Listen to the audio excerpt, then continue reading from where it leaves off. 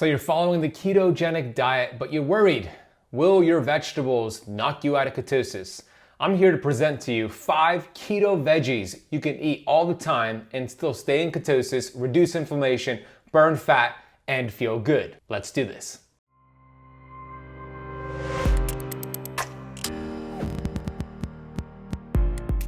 Hey Keto Camper, Ben Azadi here, best-selling author of 4 books, including my latest book, Keto Flex. I'm the founder of Keto Camp. Here at Keto Camp, we're on a mission to educate and to inspire 1 billion people. Something to understand right off the bat is that not all vegetables are created equal, similar to fats and proteins. So we're gonna break down the best vegetables to have on keto. And what you're gonna learn in this video is my favorite keto vegetable that is highly nutritious, anti-inflammatory, and it tastes good. I'm also gonna share with you the worst vegetables to have for keto at the end of this video, so make sure you stick around for that. You don't want to have these vegetables. They might be keto friendly, but they're not health friendly. I'm also going to explain the best time to have those vegetables. Here are some keto considerations for you. Buy organic whenever possible. Do the best you can with your resources, but organic vegetables have less pesticides, less herbicides, meaning it's less inflammatory. We want to make sure we're not really juicing the vegetables. Now, juicing could be okay, but I prefer eating the whole vegetable, chewing on it, crunching on it, getting all the fiber and all the sources of nutrients in the vegetables. And last, if you could buy local, even better. Support your local farmers, the farmers market, etc. So those are just some quick considerations for you. So let's start with the first vegetable that you can eat all the time. Number 5 on my list is my favorite keto vegetable, but we'll get to that soon. Number 1 is going to be mushrooms. Here's why you should be eating mushrooms on keto. Not only do they personally taste delicious, but they're high in potassium. Now, potassium is a very important electrolyte, and you want to increase your potassium, especially when you do keto, because you tend to have lower potassium levels since you're retaining less water, and the kidneys will be releasing more water, which is a good thing. So it's loaded in potassium. It has calcium, phosphorus, magnesium, which is another important magnesium to have, selenium, which supports testosterone levels, supports the thyroid, vitamin B1, iron, and of course, vitamin D. Vitamin D is going to support your immune system. Not only is it a vitamin, it's also a steroid hormone. It's responsible for the immune system. It's responsible for bone health. It's responsible for many activities in the body. And it's estimated that about 75% of people have a vitamin D deficiency. We want to see your vitamin D levels over 60, and most people are not hitting that. So mushrooms are loaded with vitamin D. I put together some studies for you, which you could check in the notes down below. One study showed mushrooms are high in antioxidants, which is very important, anti-inflammatory, anti-diabetic, which is going to help with your glucose and insulin levels. It also supports the immune system, anti-cancer, hepatoprotective, which means supporting the liver, that soccer mom organ, and mushrooms are antimicrobial. There was also another study that came out in 2019 that showed mushrooms are neuroprotective, neuro meaning the brain. So if you struggle with brain fog, remembering people's names, just mental cognition issues, mushrooms could support that. This study found an association between eating mushrooms and improved cognitive function. What the study showed that consuming mushrooms twice per week was associated with improved cognitive impairment. Another study showed the high antioxidant load in mushrooms could support neurodegenerative diseases such as Alzheimer's and Parkinson's. So go ahead and load up your keto plate with mushrooms. Next on the list is asparagus. Now, asparagus is a great source of prebiotic fiber. Prebiotic fiber is going to support the diversity of your gut. We know that people who are healthier have more diversity in their gut. How do you improve the diversity of your gut? Consume prebiotic fibers. Asparagus is a great prebiotic fiber. Asparagus also contains asparagine, which we know helps the liver and kidneys flush out toxins. We live in the most toxic world than ever before, so anything you can do to support the liver and the kidneys is a good thing. Something else to consider is when you do keto, you're going to start burning fat cells, releasing fat cells, which is a good thing. But we store toxins in our fat cells, and your body doesn't really have the ability to burn those toxins. So what we want to do is support the liver and kidneys, so when you dump those toxins, your body can start eliminating those toxins, and asparagus could give you a downstream detox effect. Another amazing benefit of asparagus is that it's high in chromium, which we know could regulate blood sugar. If you have type 2 diabetes, insulin resistance, excessive glucose in the bloodstream, having asparagus could help see that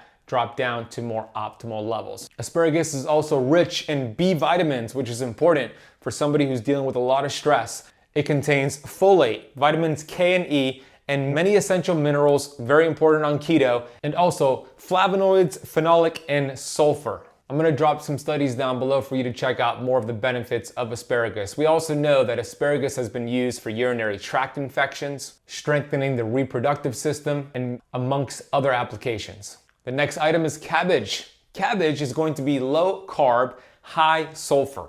Sulfur is the third most abundant mineral in your body. Sulfur could help fix your DNA. It could help with methylation, which is the gears and switches of your body. So we wanna make sure we're including high quality sulfur, and cabbage is a great source of that. Plus it's very low carb.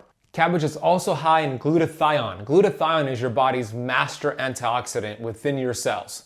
As glutathione goes up, so does methylation. As methylation drops, so does glutathione. We want to support both, and cabbage could help actually with both processes. Cabbage also contains glutamine, which we know heals intestinal lining, and it could also help with sugar and carb cravings. Cabbage also is high in glucosinolates, which could help prevent cancer and other diseases. Now, from the research that I looked at, it was really green head cabbage that showed highest levels of antioxidants and highly anti-inflammatory. I'll drop some resources in the notes of this video. Number 4 is going to be broccoli. I talk a lot about broccoli. It's because it's such a powerful superfood. It helps to metabolize toxic estrogen. We know if you're drinking alcohol, if you're drinking beer, wine, you're gonna probably have high levels of estrogen. A lot of women out there are estrogen dominant. So what this can do, broccoli could help you actually metabolize toxic estrogen. We know that toxic estrogen, when it goes down the wrong pathways, could lead to breast cancer and the damage of your DNA.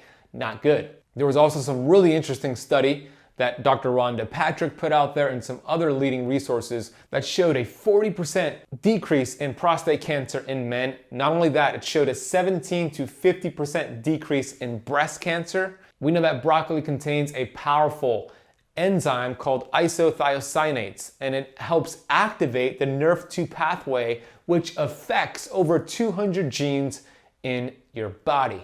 Another fascinating study about broccoli showed it increased beta diversity in the microbiota and beneficial glucosinolate. We already talked about the benefits of that. More diversity, healthier gut, healthier you. Broccoli could also help with oxidative stress from toxicity, over exercise, and other factors to consider. And we also know broccoli could also support the immune system.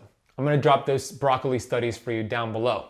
Before I get to tip number 5, which is my favorite keto vegetable and then the worst vegetables to have, if you're getting any value from this video so far, please hit the thumbs up button on the video. And if you're brand new to the channel, welcome. Hit the subscribe button and also hit that little bell so you're notified when we go live or release a brand new video. This is my favorite keto vegetable, and it's going to be fermented vegetables. Here's why. We know when you consume fermented vegetables on a regular basis, it could help with weight management, reduction in the risk of cardiovascular disease, type 2 diabetes, and overall mortality. We know that fermented vegetables are anti-diabetic, anti-obesity, and especially looking at the studies on kimchi, and I'll get to a few of my favorites soon. It helps to remove anti-nutrients, which block the absorption of vitamins and minerals. It helps to lower bad cholesterol. So we want to make sure we're including fermented vegetables, and here are my go-to keto fermented vegetables. Kimchi, sheep and goat yogurt, sauerkraut, which also could help with keto bloating, by the way, and tempeh and natto, which are fermented soys. Just make sure those are organic sources. Again, check out the studies down below if you want to learn more about the benefits of fermented vegetables. Now that we talked about the 5 best vegetables for keto, let's talk about 2 of the worst vegetables to have on keto. That's going to be corn. Corn is high in carbohydrates, so it could knock you out of ketosis, but not only that, 85% of US corn is GMO. genetically modified organisms. That's not healthy.